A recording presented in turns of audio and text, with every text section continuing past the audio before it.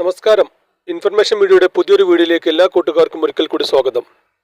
നമ്മൾ നോക്കാൻ പോകുന്ന വിഷയം ഏപ്രിൽ മാസം 2 തവണകളിലായി 1300 രൂപ വെച്ചാണ് പെൻഷൻ ലഭിച്ച ആളുകൾക്ക് ആ പെൻഷന്റെ ബാക്കി തുകയെ 300 രൂപ 600 രൂപ എന്ന് ലഭിക്കും.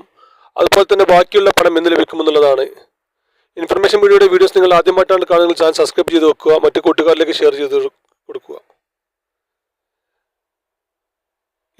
ഇലക്ഷന് മുമ്പ് പരമാവധി പെൻഷൻ കൊടുത്തു തീർക്കുന്ന ഉദ്ദേശത്തോടു കൂടി സർക്കാർ മാക്സിമം ഈ വരും ദിവസങ്ങളിൽ തന്നെ ബാക്കിയുള്ള പെൻഷൻ ലഭിക്കാൻ സാധ്യതയുണ്ട്.